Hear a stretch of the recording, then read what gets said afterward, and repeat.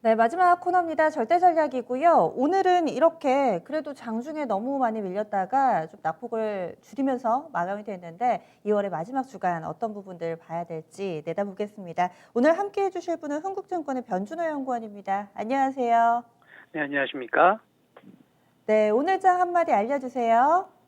네, 오늘 장은 미중 마찰 부각의 하루였다. 그렇게 좀 표현할 수 있을 것 같습니다.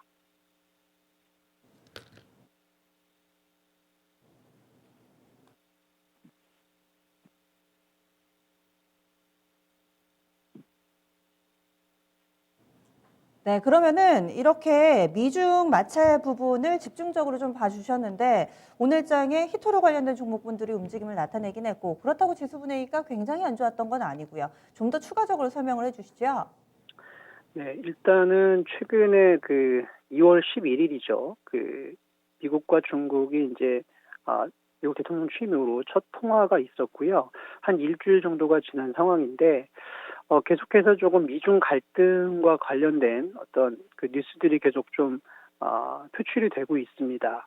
오늘도 좀 그런 부분이 오전장에도 좀 프라이싱이 됐었고요. 기본적으로 이제 처음 시작은 미국 쪽에서 바이든 대통령이 트럼프와는 다른 방식으로 중국과 경쟁 심화에 대비하겠다.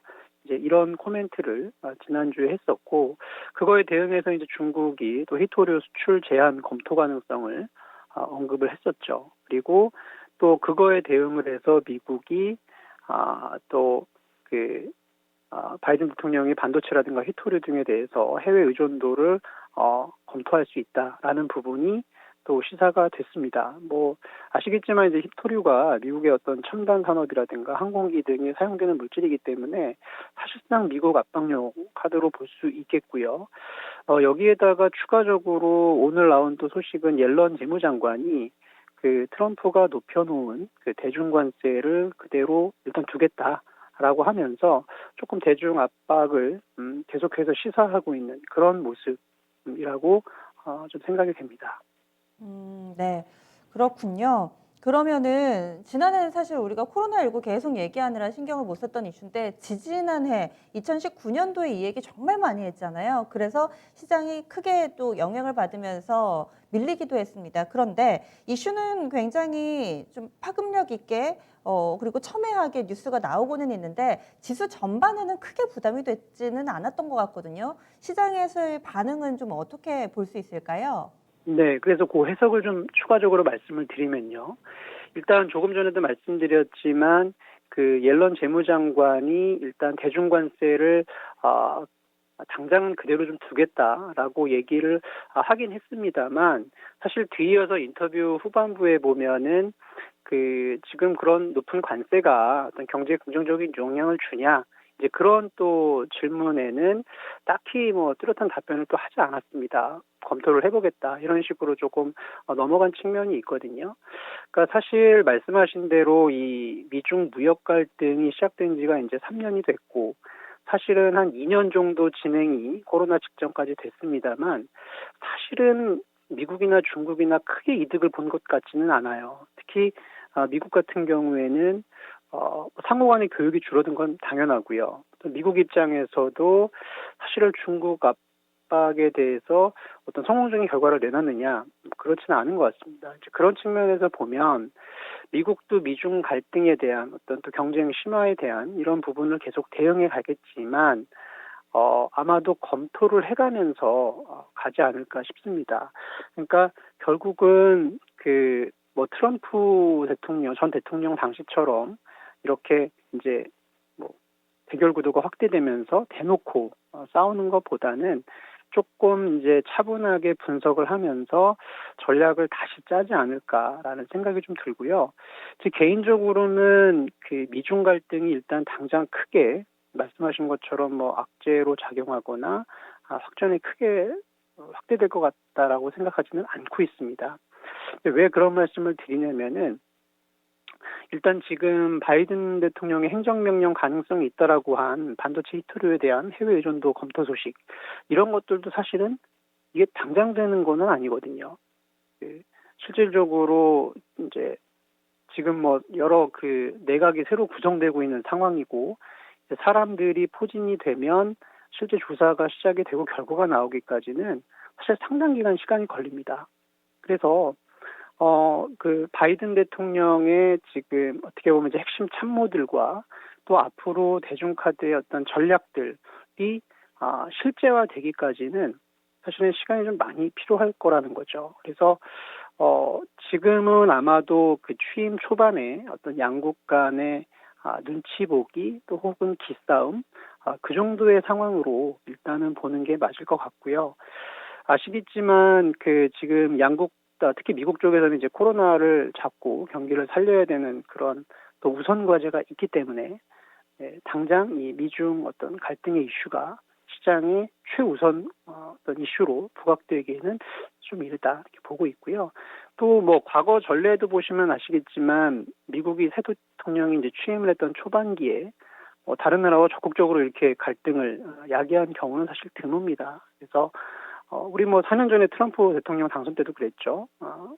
그 17년에는 사실 큰 어떤 갈등이 없었고 18년부터 갈등이 부각됐던 점을 우리가 또 참고해 볼 수 있기 때문에 일단은 올해 취임 첫 해에는 아마도 상호 간에 이제 전략을 짜면서 어떻게 하면은 조금 효과적으로 대응을 할 수 있는지 또 협상을 할 수 있는지 그런 부분들을 검토해가는 시간이 될 것이다. 그렇게 보고 있기 때문에 이 미중 갈등과 관련된 재료를 지난 트럼프 전 대통령 당시와 같이 조금 크게 해석하는 것은 아직 좀 이르지 않나 그렇게 좀 보고 있습니다. 바이든 대통령은 너무 초반부터 리스크를 안으면서 강력하게 드라이브를 걸지는 않을 거다. 그래서 시장에도 큰 부담이 되지는 않을 것으로 판단을 해주신 건데 아무래도 미중 갈등하면은 몇 가지의 또 키워드가 있죠. 서로 이렇게 카드를 하나씩 내는 그런 형태로 진행이 되는데 관세가 가장 대표적이고 그리고 나서 히토류에 대해서도 상당히 좀 첨예하게 대립이 되는 그런 부분이기도 합니다. 그래서 그런지 시장에서는 이 히토류 관련된 종목군들에 크게 관심을 갖고 있는데요. 단기에 이와 관련된 양측의 액션이 좀 나올 수 있을 걸로 보세요? 아니면 이 역시도 뭔가 좀 설전에 끝날 거라고 판단을 하시나요? 글쎄요, 아까 뭐 서두에서 말씀을 드렸지만, 일단은 지금 한 2, 3일 간격으로 상호 어떻게 보면 이제 핑퐁 하듯이 이렇게 뉴스들이 좀 대응해서 나오고 있습니다. 그래서, 분명히 지금 어떤, 상호 간의 견제와 또, 어떤 대응들이 조금씩 많아지고 있는 거는 사실이고요. 근데 이제 다시 한번 말씀을 드리면 취임 초반에는 사실 정책이 적극적으로 실현되기가 조금 쉽지 않다. 그런 말씀을 드릴 수 있을 것 같아요. 그래서 아마도 구체적으로 어떤 액션들이 나오기까지는 시간이 좀 필요할 수 있기 때문에 지금 어떤 당장의 어떤 구체적인 갈등의 결과물들이 나오지는 않을 걸로 그렇게 보고 있습니다. 그래서 일단은 지금은 조금 그 어떤 그런 대응에 대한 어떤 기대감 또 어느 정도의 그냥 초반의 어떤 그 분위기, 뉘앙스 그 정도로 지금은 조금 보는 게 맞을 것 같고요. 이제 실제화되고 조금 구체화되는지의 여부는 아마도 조금 더 분석과 전략이 이제 가미된 이후에 나오지 않을까 그렇게 예상을 하고 있어서 이와 관련된 어떤 재료들이 시장에서 계속적으로 조금 반영하기보다는 일단 조금 단기적인 입장에서 조금 봐야 되지 않을까 그렇게 보고 있습니다. 네, 노란 신호등과 같이 이렇게 예의주시할 만한 단계다. 그렇다고 너무 겁을 먹기도 너무 안일하게 볼 만한 재료도 아닌 그런 상황인 듯합니다. 여러 가지 글로벌 회의라든지 지금 쿼드 4개국 합의체 만남은 이미 있었고요. G7 정상회의 이제 곧 진행이 좀 되니까 이런 부분도 관심 가져 보겠습니다. 이번 한 주 동안의 시장에서 또 하나 우려했던 점은 인플레와 관련된 부분이었습니다. 이 부분은 어떻게 보시나요? 사실은 요즘에 이제 금리가 좀 오르고 있어서 투자자분들이 좀 걱정을 많이 하시는 것 같습니다.